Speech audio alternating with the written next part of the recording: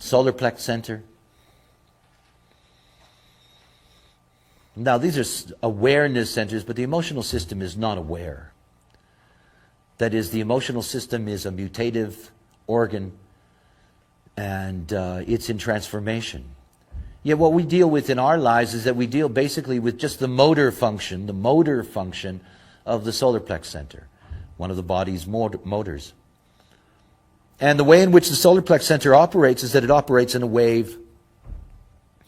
It operates in a wave from hope to pain and back again, and it's a wave that never stops.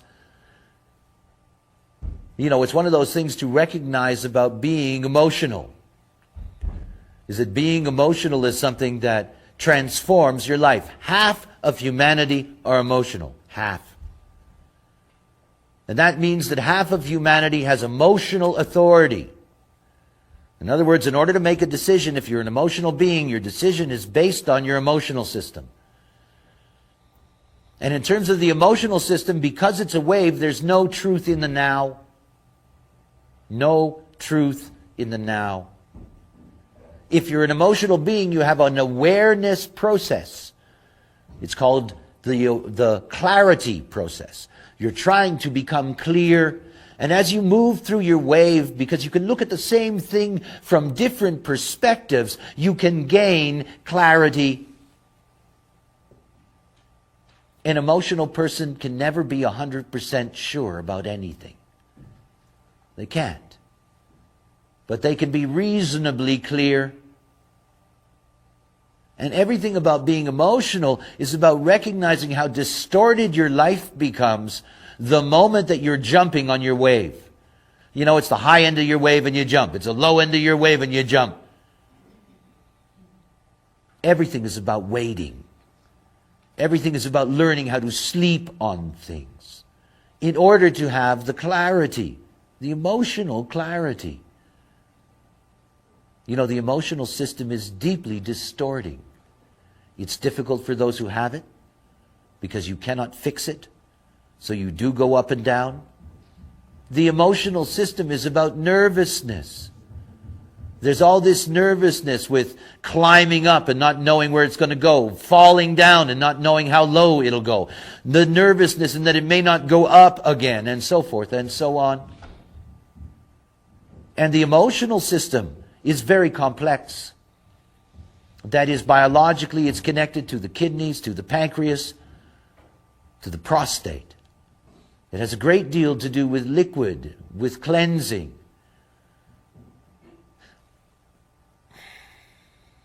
It's very difficult for emotional people to wait. It's very difficult. You know, this is the most intense learning process for an emotional being, is to see and recognize the value of sleeping on things. If you sleep on your decisions, you'll see it's so much easier. And emotional beings always get a reward. It's a very special reward.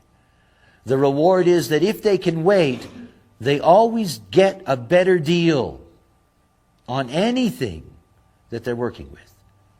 It is the power of the emotional system.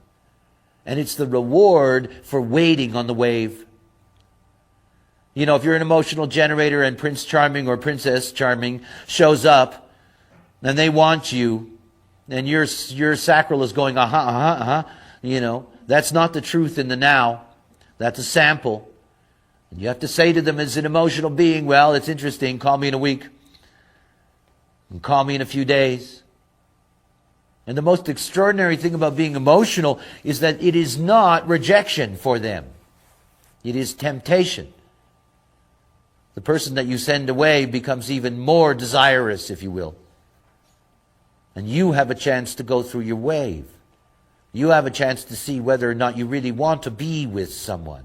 The emotional system is a chemistry. It's a chemistry, and the chemistry is what distorts the perspective. And the chemistry isn't a reason. When you're up and you meet somebody, you know, it's not because they're nice that you feel good about them. It's because you feel good and they seem nicer. You know? It's just the chemistry. It's not a reason. It's not because of them. It's not because of you. It's just the chemistry that operates in you. When you're in the low end of your wave, And you meet somebody and you don't like them at all. It's not them. It's your chemistry. You're down in your chemistry and you project immediately a reason. I'm down here because of this person that I just met. Or this person just brought me down. It's even worse when you go up and you say, this person made me happy, when in fact it wasn't true. And think of the bargains you'll make in that kind of a deal. And none of them are good for you. Everything about being emotional is about understanding not only that awakening to your own process not only allows you to be correct emotionally, but saves the other a great deal of pain. The other half, who are unemotional, who are going to rise and fall on the level of emotional energy that you put out. There are no greater source of problems in the home, in terms of mental illness, in terms of children who are diagnosed incorrectly. Almost all of this can be found with the emotional system and the relationship between the emotionally defined and the unemotional. You know, most of the couches of Psycholand are filled with unemotional people. And most of the teenagers who are institutionalized, who are put on heavy drug regimens, most of them are unemotional. And all of that is incredibly incorrect. There is nothing wrong with any of these beings. Nothing. Nothing. But they are amplifying a chaotic emotional wave. And they're being blamed as the source of the chaos. And because they have no control over it, they're seen as a problem. And so there is all this pressure on fixing that problem. And it only makes it worse.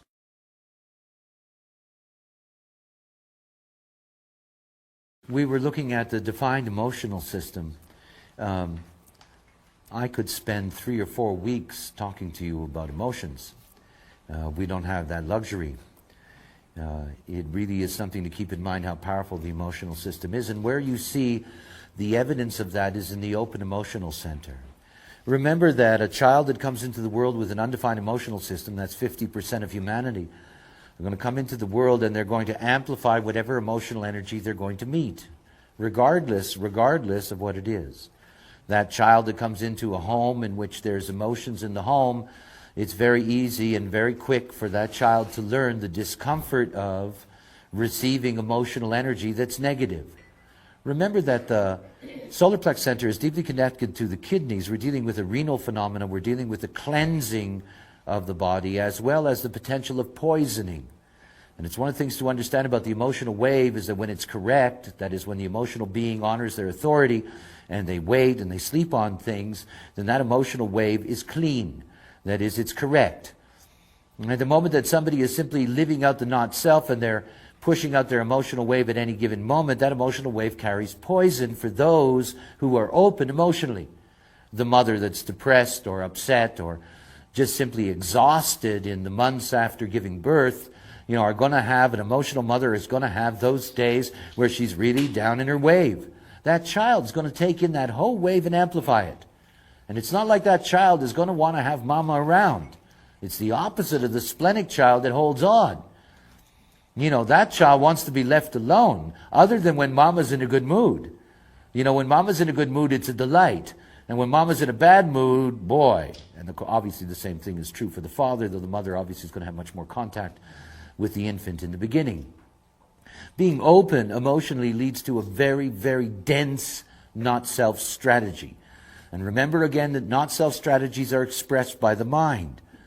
The not-self strategy of the open emotional center is don't rock the boat.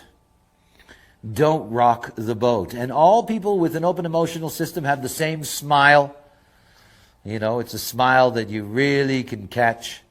And it's a smile that says, nice to meet you. I'm not going to bother you. Don't you bother me. I don't want to have a confrontation with you. As a matter of fact, if it looks like there's going to be any kind of confrontation at all, I'm going to disappear. Okay? And this is that smile. And it's an incredible, deep, deep scar that that smile leaves on somebody. You see, it's all about the strategy of the open solar plex not self, to avoid confrontation and truth. If you have an open emotional system, half of you will. Your life has been about avoiding confrontation and truth. And it started when you were young. If you're open emotionally and you go to school and you have a bad experience and you're really upset, when you come home, you are not going to share that. You're not. You don't want to relive it. It may be something that will crank up your parents emotionally. It'll make it even worse for you. And it'll stay inside of your body for a long time. People with an open emotional system can be made, seriously sick from emotional energy. They tremble, they become nauseous, they're very uncomfortable. The emotional penetration of the open solar plex system is really incredible.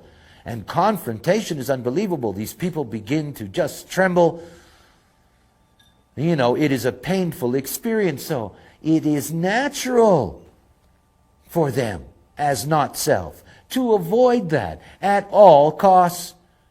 So they come home from school, and instead of saying, I had a terrible day and it was horrible and it was awful and blah, blah, blah, they smile and they say, no, it's fine today. See you later. Bye-bye. Go to my room. Close the door. Escape it all. And be left in your own aura. If you don't have your bedroom, don't even bother with this experiment. And I mean that. Get your own bedroom. Sleep in your own aura. Women find this much easier than men. A man sleeping with a woman, he thinks that he has a right to make love whenever he wants to. And obviously this is something that is, their psychological problem. But the reality is that everybody deserves to have their own bedroom. It's not about sex or love. It's simply about the integrity of your aura. And if you don't protect your aura while you're sleeping, you have very little chance of being awake when you're awake. Very little chance. You don't wake up as yourself. You don't enter into the day as yourself. And it's one of those things that's essential for you. By the way, it doesn't mean you can't break that rule on one night or another. It's not about that. It's about understanding that as a principle, you're here to protect this aura of yours while you're unconscious, while you're asleep. And if you need something warm beside you, get a hot water bottle, or get an electric blanket, or get a teddy bear with a heater inside. Something that'll make you feel like you've got company. But don't bring in a human being or a dog or a cat, into your sleeping room. Sleep in your own aura. It's essential. Okay, so you have a child that comes into the world with an open emotional system, and it begins to live a secret life. It begins to lie. And it's not the lying in which you make things up. It's the lying of not saying what you truly feel. They lie to themselves. You have an open emotional system. You're living with somebody you cannot stand. Please understand something about the emotional system. If you have an open emotional system, the emotional center is about sex and pleasure. We cannot live without it. We're not designed to. All sexual drive is in the emotional system. All of it. So if you have an open emotional center and you meet somebody who's high on their wave, they give you a lot of pleasure. They just do. So the undefined emotional system is immediately attracted to that high-end emotional wave. They amplify it after all. It was my old joke. If somebody felt good about me, I felt twice as good about them. If they didn't like me, I didn't like them twice as much. This is the curse of having an open emotional system. Now, if you don't understand that, think about what happens to you. You fall in love with somebody because you don't know what love is. Love is just simply somebody saying they love you, and then you ask why. Because you can't imagine why anybody would love you, because you don't love yourself.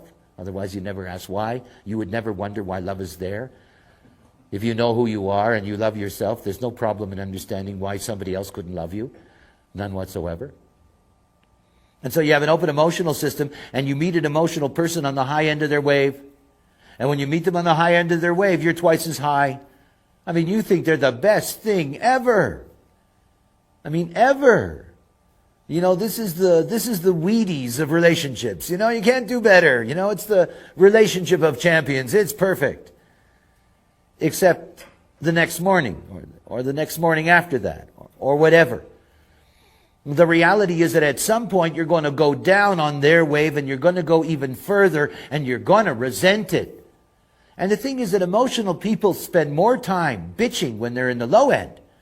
And they make their lives uncomfortable and everybody else's lives uncomfortable when they're in the low end, because what they do is they blame. So the emotional person goes down in their wave and they blame the other person. I'm down because of you. You know, and the other person who's unemotional is saying, wait a minute, I'm twice as down because of you. Oh, that's not a relationship that's going to do well. And the person with the open emotional system doesn't want to confront this person. Doesn't want to say to them, look, I can't stand you when you're down. You know, I can't handle it. It's so uncomfortable. What they do is avoidance. The strategy of the open emotional system: avoid confrontation and truth. They simply avoid it. They make a bargain with the devil. And the bargain with the devil is, I'm going to do everything in my power not to get this person cranked up. I won't rock the boat. I'll live with this son of a bitch for the next 10 years. And hopefully he'll leave. But I'm not going to confront him. And maybe if we don't have enough sex, maybe he'll finally find a lover and go. But I'm not going to confront him, because I don't want to deal with the heat. I'd rather deal with a lousy life. It's incredible what human beings are.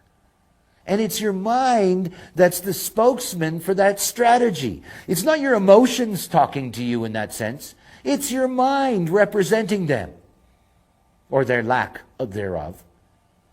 We have to avoid confrontation at all prices, because if we get into a confrontation, it's really going to be a mess, and I don't want to deal with it. Oh, don't do that. Let's hide. And the mind is immediately there. Immediately they're saying, no. Our secret in life is avoid confrontation and truth.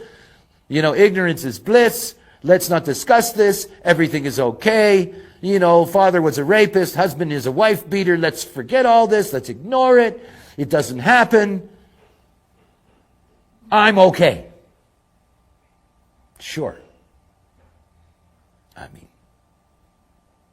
And you see, when you meet somebody with an open emotional system, take a 15-year-old. See, ever since 1781, when we went to a nine-centered being, everything changed. And the most important thing that changed was the life cycle changed. For millennia, the human life cycle was Saturnian, an approximately 28, 29-year cycle. And what that meant was that by the time you were midway through that cycle, around 15 years old, you were already married, you already had children, and you had been working for at least 8 years. Different life. And for millennia, that was the truth of life. And that by the time you were 30 years old, you were old. For millions of years of our history, getting to 30 was ancient.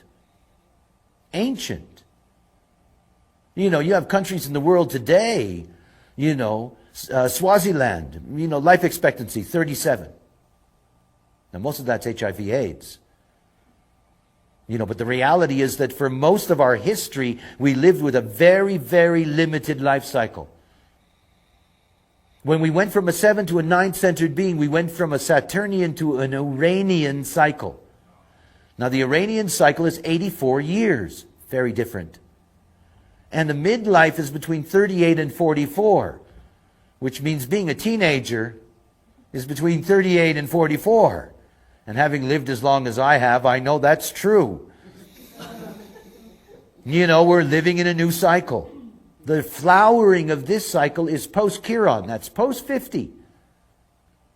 Where the flowering used to be around 20, it's now in its 50s.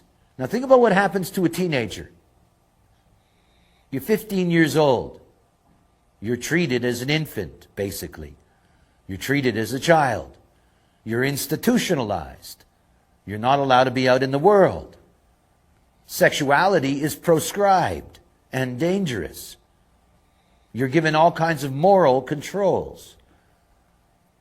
In fact, though, that 15-year-old still feels Saturnian. After all, the biology is way behind the consciousness. We're all dealing with a consciousness that's rooted in an 84-year cycle in bodies that quite haven't gotten used to that yet. So you got a 15-year-old that's sexually ready, that has intellectual maturity to a point. They're ready to take their place in the world, and there's no place for them. Now think about what happens if you're unemotional and you're a teenager and you got an emotional parent, or both your parents are emotional, or your siblings are emotional. You're the one that's out of control. You're the one that's out of control. You know, when there is a negative energy in the household, you amplify it. When there's an emotional outbreak, you're the one that goes berserk. You're the one that's out of control. You're the one with problems. You're the one that has to be dealt with. I mean, I've taken so many teenagers out of therapy. I mean, so many of them. They don't belong there. They certainly don't need to be pumped full of drugs. Isn't going to do them any good. You know, the reality is that if you have an open emotional center, you're uncontrollable emotionally.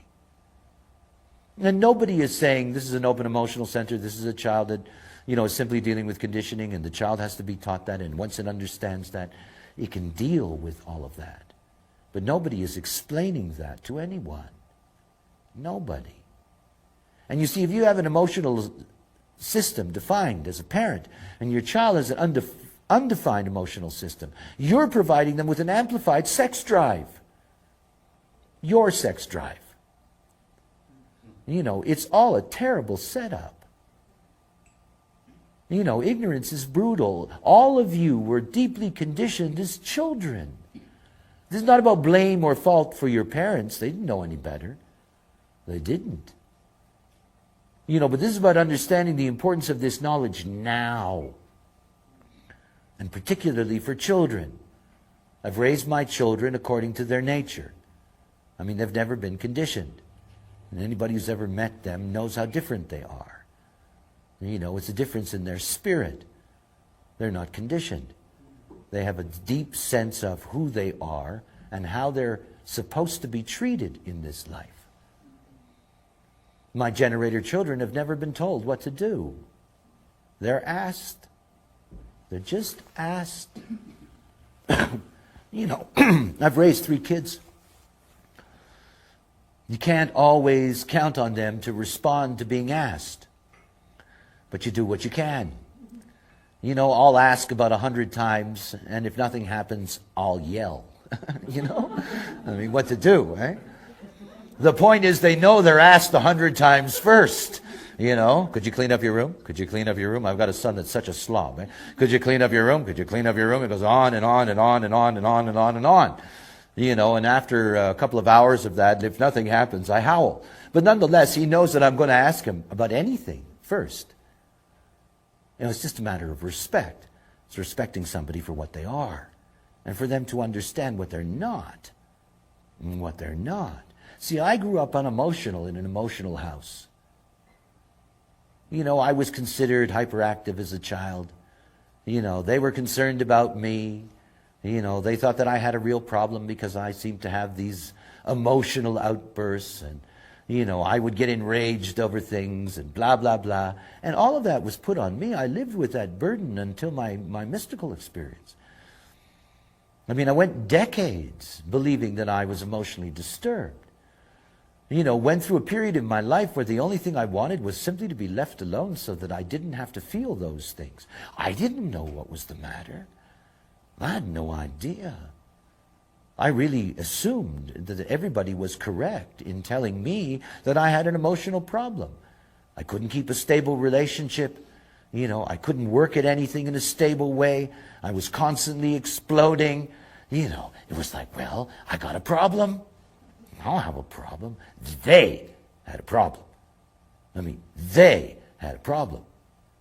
I had this incredible experience in the early 90s, one of my first tours here to America. And I stopped off in southern Canada, in Hamilton, where my mother lives. She's in her 90s. And I went to see her, and she asked me if I was interested in going out to the graveyard where my father was buried. because I hadn't been around when he had been killed. He was hit by a car in his 80s. Anyway, so my mother and my eldest sister, they take me to the graveyard. And they take me to one of these pathways, and they tell me that it's down the pathway, and it's, on the right, and blah, blah, blah. And they go off for a walk. And I go down this row, and I finally find my father's stone, and, it was very nice, blah, blah, blah, grandfather, great-grandfather, father, pretty thing. I'm unemotional, I'm cool. I had dealt with my father's death when I had been aware of it, and I have no sentimentality. I wasn't sitting there thinking about daddy and blah, blah, blah, and all that stuff. I was actually lost in some kind of reverie, just sitting there and staring. And all of a sudden I feel a pain, incredible pain. It came into my left side in the back, just where my kidneys are. And I could feel it like a knife going in and somebody just twisting it. And as I'm conscious of this pain, tears are pouring out of my eyes. And I turn around, and there is my mother and my sister. Now, both of them made me emotional. My sister is strongly emotional defined, and my mother and I define the emotions together. So there are these two women, the archetypes of the female for me. I was the youngest. So my eldest sister and my mother, both emotional. And they're the ones who are sentimental. They're the ones who are crying, but there's no tears in their eyes. It's me. And they're looking at me and they're going, isn't that sweet? And look how moved he is. And blah, blah, blah, all that stuff, and they're projecting all of these things, and I'm sitting there and going, isn't that incredible? This was my life. This is how I came into the world. This is how I was conditioned as a man. I came into the world. Every woman in my life afterwards had to be emotional. If you look at your design and the design of your parents, you'll see that you've been making love to your mothers and fathers forever. They're your best friends, they're your lovers. Same thing over and over and over again. And every woman in my life, I divorced 3 emotional women. And the moment I would meet them, I would have this female archetype. And if they were up on their wave, boy, was I ever high. And then the crash would come. And I would get that pain, and I would get that discomfort. And I'd be out the door, and I would think it's me. And everybody else thought it's me. When I called my family to inform them, and I just got married the 3rd time, my father reluctantly got on the phone and said, don't expect a gift, it's a bad investment. It's like, you have a problem, boy. You have always had a problem. You're emotionally unstable. He made me emotional. I was surrounded by emotional beings. The not self. Avoid confrontation and truth. That's what my mind did. Every time I would get into that negative space, my mind would say to me, get the hell out. And I'm an ego manifester. I can open the door and go. And that's what I did. Those were secondhand emotions. They weren't mine. I used them as a platform for my decision making. I made decisions based on somebody else's chemistry that had nothing to do with me. When one of my wives would go down in her wave, it wasn't me, but she would blame me. I'm down here because of you. And when she would go up, she would tell me how much she loved me and how good I was for her. And then she'd go down and blame me for what I wasn't doing. And then she would go up and tell me that she loved me and how much I did for her. And then she would go down and she would blame me. And it wasn't me. I didn't know that. And I didn't want to deal with that. I didn't want to deal with it at all. Didn't want to take the pain into my body. Didn't want to be uncomfortable. Didn't want to live a life like that. It wasn't worth it. It wasn't. So I just avoid it. I went through 10 years of one-night stands. Totally avoiding it. Basta, gone, forever. But that's not life. I no longer avoid confrontation and truth because I don't make emotional decisions. There's a great expression in the spiritual realm: stupid before enlightenment and stupid after. You can wake up, anybody can, but it doesn't mean you stop being human. You don't. I'm a human being. I have an open emotional system. I have no armor. There is nothing in me that can stop emotional waves penetrating my vehicle and my vehicle amplifying them. None. No protection. You know, I still have it all the time. People putting their emotional energy in me. But you see, I don't go up and down on their wave. I just experience it. It's not mine. It has nothing to do with me. And if they're in a good space and a nice place in their wave, I can enjoy them. And when they're not, well, I walk away from them. Why take it in? It's not me. And in those moments of confrontation, I'm no longer a victim of the poison.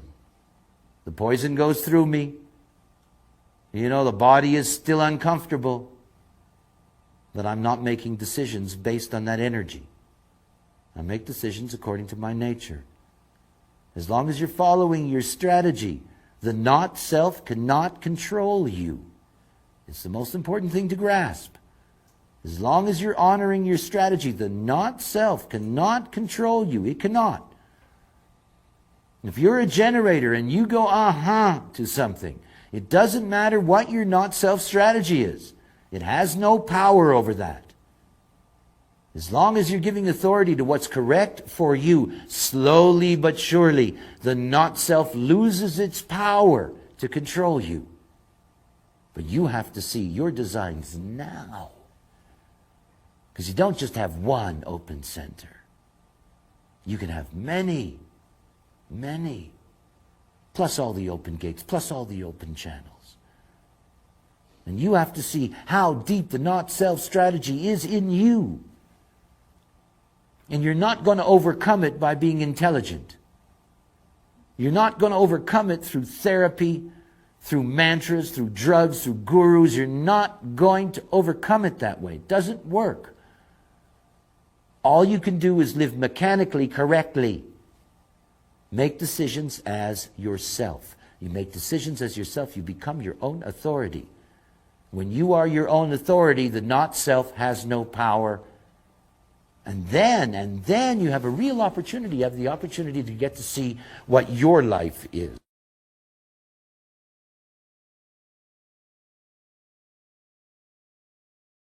Now we come to the two pressure centers.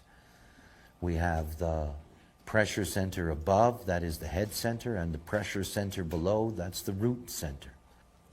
We're going to start with the head center. Look at the head center in the body graph. And the first thing you'll notice about the head center in the body graph is that it has the least number of possibilities for activation. It is a center that, first of all, only points to one other center, which makes it unique. It's a center that has only 3 gates, only 3 entry points. So in fact, it has less entry points than any other center. Now basically what that means is that when it comes to seeing that center defined, that center defined is a minority. Around 30% of humanity will have a defined head. But over 70% of humanity will have an undefined head center. How many people here in the room have an undefined head center? Now look around. Keep your hands up and look around. Okay? Oh, I love it. It's so hilarious. Okay. Now look. Let's first of all take a look at the mind system. The mind is the most complex thing we see in the body graph because only the mind actually operates through 2 centers. That is, we've already seen the conceptualizing center, the ajna. That's where we come up with our concepts. All right, that's where we come up with our insights, with our ideas. That's where we come up with our opinions. All of that is here within the ajna center. But there is a pressure on the ajna because the ajna doesn't operate simply on its own. In other words, it's not developing concepts. That's not what the ajna does. That is, the ajna responds to pressure, and through that pressure, concepts are the result. In other words, the ajna center doesn't initiate concepts. Concepts come as an inspiration. This is the head center. This is the center of inspiration. When you're looking at these two centers biologically, the ajna center is the pituitary glands. And the pituitary glands, the anterior and the posterior, these are endocrine glands that are actually master glands for the body. That's why the mind has so much power. It has power through the pituitaries, because the pituitaries give instructions to everything in the body. That's why if you get trapped in your mind trip, you really get trapped, because it will pretend to take full authority over your lives. When you're dealing with the head center, you're dealing with the pineal gland. And the pineal gland is like a border guard. Basically what it does is it runs interference between inspiration, which is the deep gray areas of your brain, that's about 90% of your brain mass, to the neocortex here, and it's this neocortex where we conceptualize. That's where we have our self-reflective consciousness. This is where all our thinking, our processing takes place at a conscious level. All right, so look, everything up there in the head center, people assume that inspiration is coming from the outside. It's not. It's inside. And the way that it's inside is that as you move through life, what happens is that both acoustically and visually, because the mind is acoustic and visual, that acoustically and visually you take in experience. The experience that you're taking in is generalized in the way you store it. In other words, though I'm taking in all of you in this room, my ability to remember all of your faces, in 3 days is another story. In other words, I'm taking in all of the experience now. I'm storing all of that experience in the deep gray areas of the brain, but it doesn't mean I have access to all of it. It doesn't. And everything that you take in that way that goes back into the deep gray areas, what happens is that that part of the brain regurgitates, literally, certain themes. And these themes become pressures. And the pressure of the head center is that every gate of the head center is about posing a question. In other words, in the broadest understanding of it, the head center is the question, the ajna center is the answer. In other words, that's the way it's intended to work.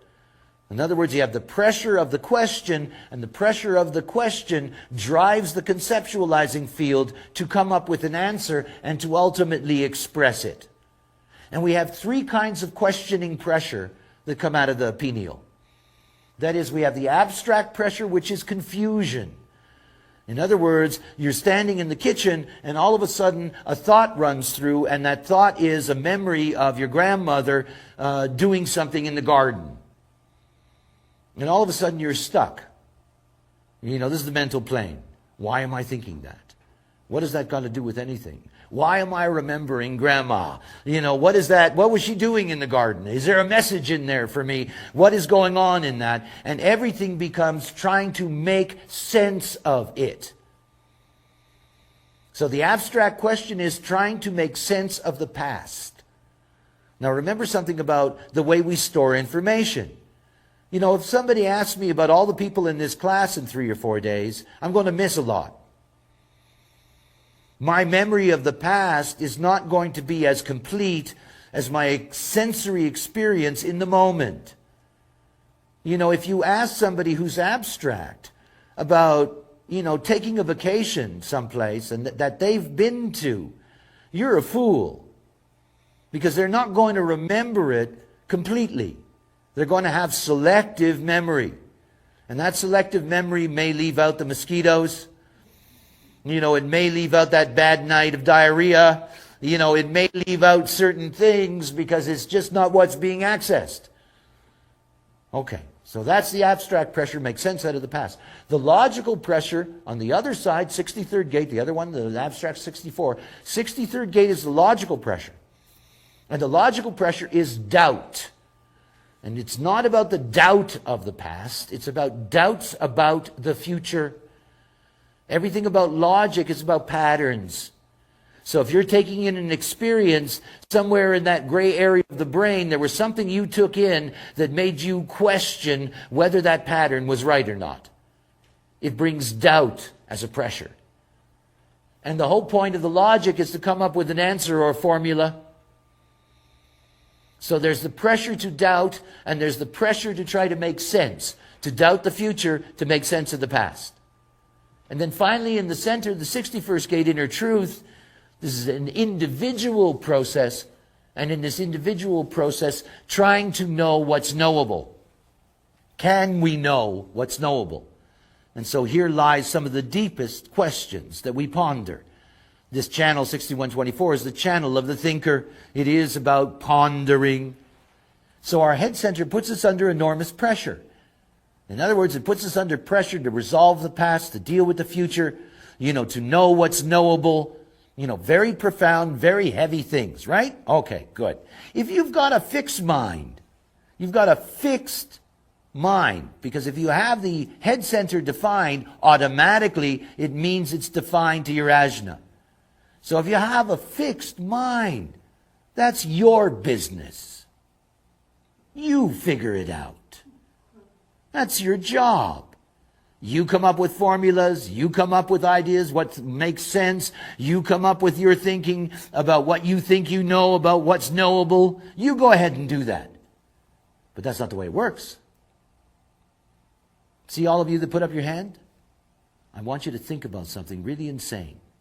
You have spent your entire life trying to make sense of, trying to find out the formulas, trying to ponder the knowable, and none of it ever had anything to do with you. Ever. Ever. None of it. Ever. And you're busy with it all the time. The not-self strategy of the open head center is, are you still answering everybody else's questions? Or trying to? Think about it. It's really nuts. I have an open head center. I hate questions. I do. When I started my process, I'm a pure individual. I couldn't care less about all those questions. I was never esoteric. I didn't know my astrological sign till I was 33 years old. I didn't even know the I Ching existed. I didn't know any of those things. Nothing. I was born and raised an atheist. Nothing. Had nothing to do with any of that stuff. Had no questions. I had no doubts. I had no confusion. I didn't need to know anything. Really. I was quite happy to leave all that alone. When people would say to me, well, you got emotional problems, you better work this out. I didn't want to know. I didn't want to get into all of that stuff. I didn't want to know anything about any of it. This trip of doing this job, the questions that I've received, and I don't want them in my head. They're not my questions. You figure it out. And in most cases, people who are asking you questions, they have an open head center. They're not even asking their own question. It's somebody else's doubt. It's all secondhand. It's somebody else's confusion. It's somebody else's problem about what's knowable or not knowable. And oh boy, does the mind back it up. We better answer this question. If we don't answer this question, it's going to stay in our head. Oh, the mind can really get you. See, the splenic center operates in the moment. It's just bang, existential. When your spleen says no, it's only saying no in the moment. It's existential every moment. But the moment you're dealing with the mind, you're dealing with the frequency over all time. You make a decision when you're 12 years old and it ruins your life. When you're 85 years old, you're still going, if only. I could have, I might have, I should have, they might have, they could have, and on and on and on. Because the mind never lets go. Death only liberates the mind. Never lets go. Never lets go. Think about what that's like to have an open head center. And you spend your whole life trying to figure out things that don't mean anything to you. Nothing. Nothing. They're not your questions. In fact, with an open head center, you don't have one. What you can do is that you can assess and critique the inspiration of others. You can judge whether their inspiration is of value or not. But it's not yours. It has nothing to do with you. And your not-self is stuck there. Think about the not-self that's stuck on knowing what is unknowable. We call this madness. It's just plain madness. Stuck, just stuck there. And the mind is saying, but we have to figure it out. We have to figure it out. We have to figure it out. No, I can't love you because right now I have to figure this out. No, I can't take this job because I'm trying to figure this out. No, I can't take care of my children because I'm trying to figure this out. When I figure this out, I'll let you know everything will be okay. When I get the answer, everything's going to be okay. Wasn't your question. What do you think you're going to get when you get an answer? Don't get anything that's for you. Not satisfying. Doesn't mean anything. It doesn't. It doesn't. Oh, the not-self is really something. Each open center has a strategy, and the mind takes all of them and uses all of them to drive you deeper and deeper and deeper into the pain and chaos of what it is to live as the not-self. It's what it does, and you go along with it. Because you think it's your mind. You think that your mind can actually express truth for you. It can't. Every once in a while, my mind, because minds never give up. Every once in a while, my mind will say to me, you know, you should really make that phone call. And nothing in my body moves. No muscles, nothing. And I can feel my mind going back and back and back and going, sorry, I was just seeing maybe I had a shot to take control again. Just a little shot to take control. Doesn't matter where you are. The reality is that you cannot stop mind.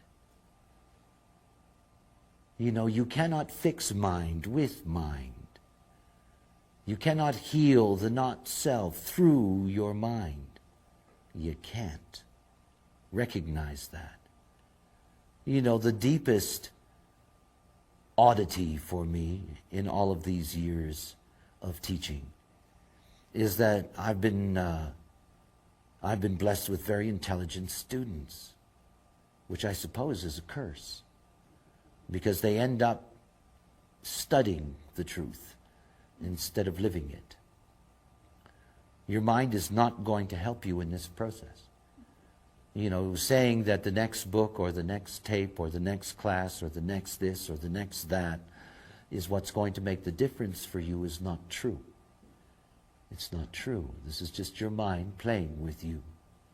The only thing that works is you live out your nature. The only thing that works is you honor your strategy. The miracle of this knowledge, after all, this was revealed knowledge. The miracle of this knowledge is that it has been substantiated scientifically. It's not a belief system. It really works. That's the point. It works. When you honor your strategy, you will decondition yourself. You will operate correctly as you. Yes, it takes time. Everything does. Everything is built on 7-year cycles. Nothing to do about that. It's the way it works. By the time you get 3.5 years through the program, you will see an enormous change already in the critical mass of the way in which you operate. Because more of what you are cellularly is operating correctly as you. But the difference is incredible. Because all that not self lets go. It can't hold on to you when you're operating correctly. It can't.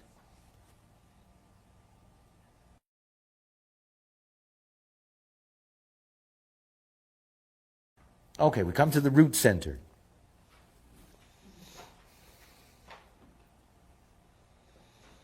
It's one of the most misunderstood, least paid attention to centers in the body. And yet every single major function of what it is to be human is rooted in the root. In its biological association, this is the adrenal system.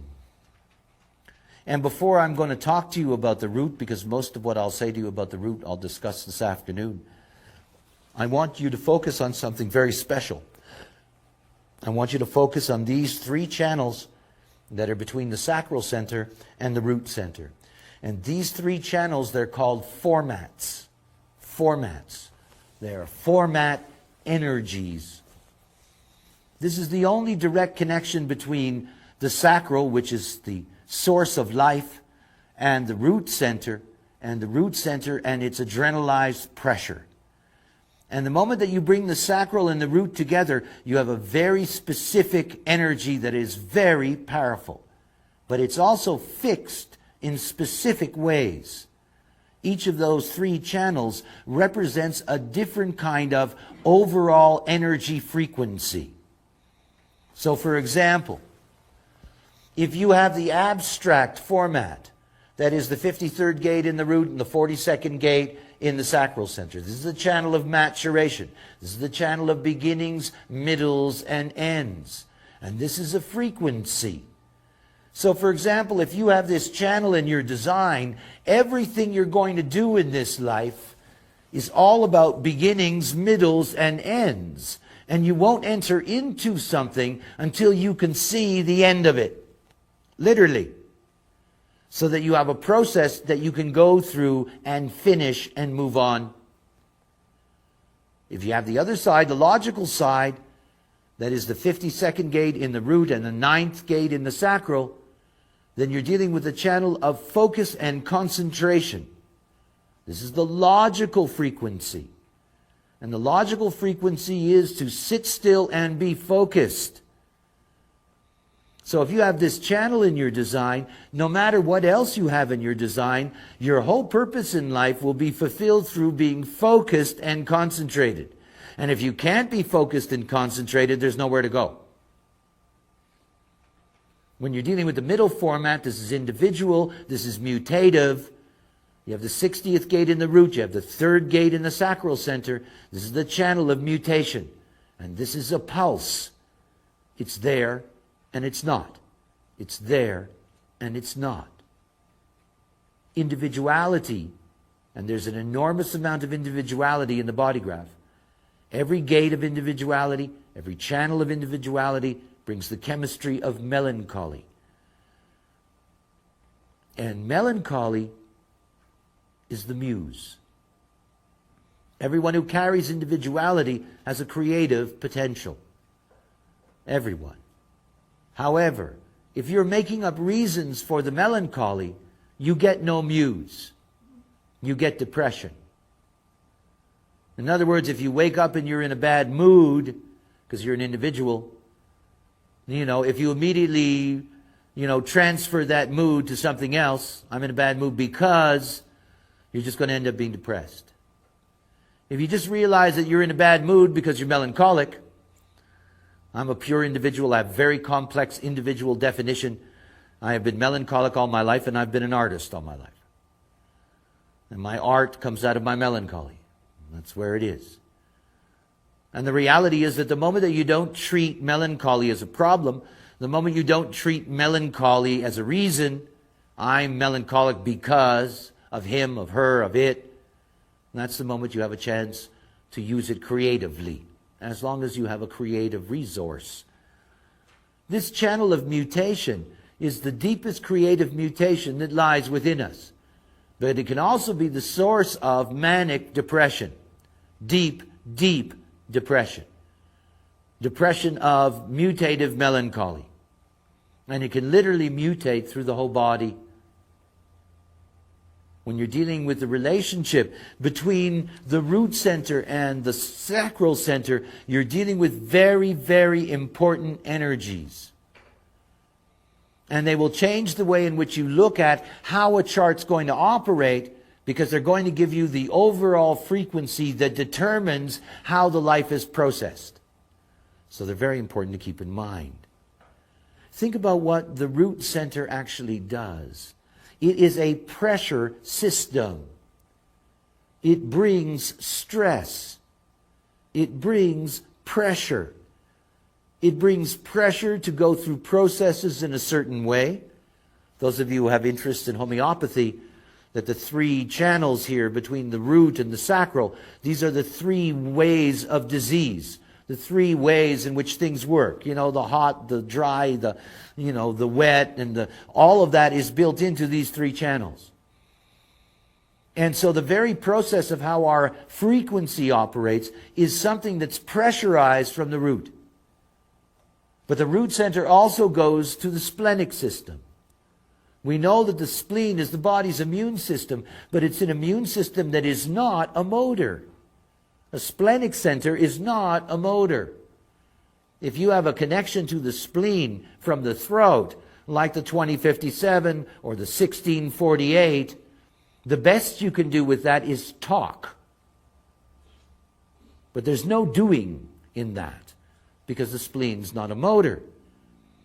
One of the main ways in which the spleen is motorized, it's like having a washing machine, brand new, wonderful. You know it can do a great job. You fill it up with dirty clothes, but you don't plug it in.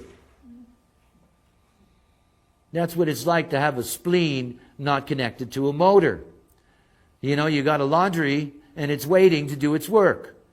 And of course, remember the open spleen, you know, its security comes from having a defined spleen, because the moment it gets that defined spleen, if it gets motor function with it, its laundromat suddenly starts to work. You know, and it thinks it's feeling better and it's being cleansed, but unfortunately, if it's not the right person doing that for you, it's not very healthy. So the root center is the primary energy for the spleen. It's the primary energy resource for the splenic system. In other words, it's an essential ingredient to being able to give us the strength and put us under pressure to survive. When you look the other way, you're looking at the root center connected directly to the emotional system. Adrenalized emotions. Adrenalized emotions. Emotions under stress. And everything that the root is trying to do to the emotional system is fix the wave. That's what the root is always trying to do. In other words, it's trying to lock the wave. Remember, if you have definition, you have a lock. That is, you have a lock on a very specific way in which the wave is going to operate. That's why people with undefined emotional systems are always looking for that lock. You know, they're looking for that energy, at least the high end of that energy, and the perfect connection to that energy, because it's going to make them feel so good. But that's what the root center is putting us under pressure for. It's putting us under pressure to emote. It's putting us under pressure to be desirous. It's putting us under pressure to be needy.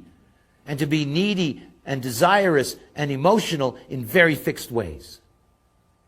So the root center does a lot. I mean, it does a lot. You know, it's 9 gates, and each and every one of them have an extraordinary function. Not only that, every awareness center is a fear center. And when you're looking at the awareness centers as fear centers, you can see that the root center is there to put stress and pressure on 6 fundamental fears. It gives us deep, adrenalized fears. You can see that so clearly in the splenic system. You know, the 18th gate in the spleen, this is the fear of authority. It begins with mama and papa. You know, the fear of authority and the readiness to challenge authority. The 28th gate is the fear of death. It's all about that there will not be a possibility to find purpose in this life, and the fear that life is purposeless. And the 32nd gate is the fear of failure. Of failure. That one is not able to compete. That one cannot do well financially. And those 3 very, very basic fears are under pressure from the root. Under pressure. The pressure to challenge authority. The pressure to find the purpose. The pressure to transform and transcend failure. That's tremendous pressure. So when you're looking at the body graph, don't ignore the root center. As you will see, and we'll get there after lunch, as you will see, the undefined root center has an extraordinary strategy that drives everyone. Drives everyone.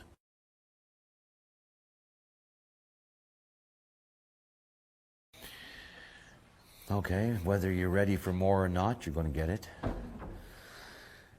I left off with defined. Welcome to Microsoft. I left off with the defined root center, and let's talk about the undefined root center. When you have a child that has an undefined root and an undefined emotional system, you're going to have a child that's going to have problems. And they're going to have problems the way in which they're perceived. We've already seen what the open emotional system does. When you're dealing with the open root center, you have to understand that a child with an open root center doesn't have a consistent way in which they operate under stress. They don't. When you look at somebody with a defined root center and they're given some kind of task, they have a way of moving through that task. And they have their own steady beat, if you will. But when you look at somebody with an undefined root center, they don't have that. The undefined root center amplifies the stress, amplifies the adrenaline. And in the moment of amplifying it, they become enormously stressful and they start moving fast. You see, if you have an undefined root center, what that means quite literally is that you've spent your whole life trying to get rid of things in order to be free. This is the not-self strategy of the open root.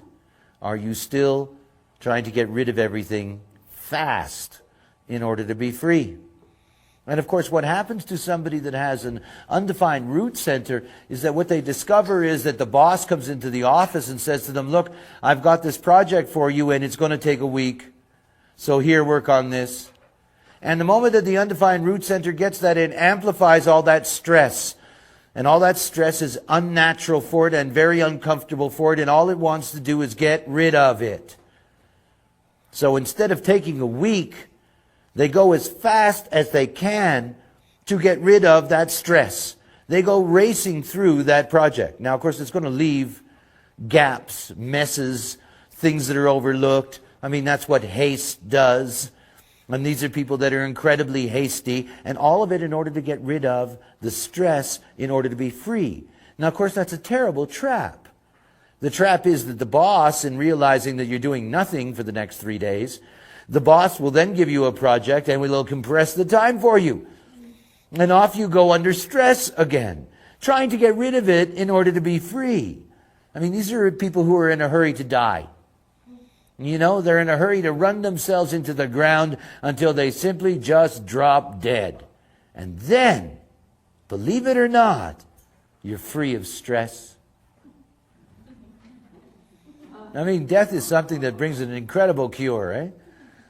You know, but until that point, if you have an open root center and you're not living out who you are, what you're doing is you're racing through everything in the hopes of being free. Let me get finished with this relationship so I can start a new one. Let me get rid of this job so I can be free to start a new one. Let me get rid of this work altogether and go live in Tahiti so I can be free and be, you know, and on and on and on and on and on. Let me get rid of it quick. Let me get rid of it quick. Let me get rid of it quick. And you can't. Remember that your mind is the spokesperson for your not self. And the mind is going to speak for your open root. Hurry, hurry, hurry. Get it done. Get it done right away. As soon as you get it done, you'll be free. You want to make love to your... No, I got to get this done. I got to get this done. When I'm done. You know? Can you take me to the school? Blah, blah, blah. No. I got to get this done. I got to get... You know. On and on and on and on and on and on and on. And all of the decisions become, we've got to get this done, and only then can we make a decision. But our decision is to avoid everything else while we're trying to get this done. And then we become focused on the thing that we're trying to get done. And we don't see anything else. Nothing else. How many of you have an open root? Yeah. Well, you think about that. You think about the story your mind tells you when you're trying to race through things. Right? You think about that.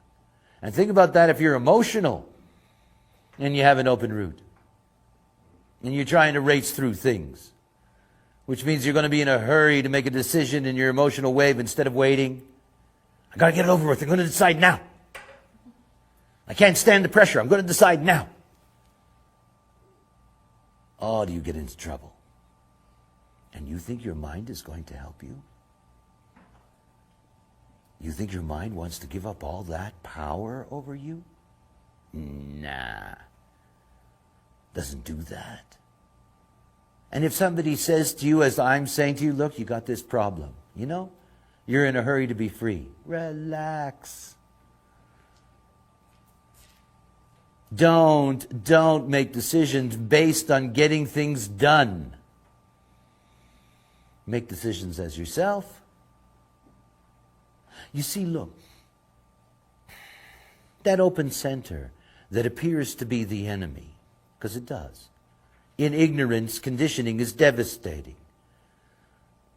So when you're looking at that open center, you think, oh, all right, this is the bad guy. But you really must understand it isn't. It isn't. You're designed to interact with the world around you. If you have an open root center, you're designed to interact with the stress world around you. But not all of it. You're not here to be ruled by it. You're not here to make your decisions about it. I have an open root. You know, I know what that's like. As a single definition, ego manifester, oh boy, can I be fast. Then I used to be fast with everything. Everything. Get it done, get it done, get it done, get it done, get it done. Now, it doesn't mean you get rid of that when you're awake. Stupid before enlightenment, stupid after. It's the same stuff going through you. It's the same energy. But I don't make a decision based on that open center. I don't. And it doesn't mean that I don't do things quickly. I do. But I do the right things quickly. And I do them because it's me that's making that decision. And not the stress that's making the decision. I can take advantage of the energy. But I'm not here to be ruled by it. I'm not here to allow my mind to take control away from my life. You know, and give me the life of the not self. Been there, done that. Don't ever want to even think about that again. I know how miserable that is. I know how much pain it causes.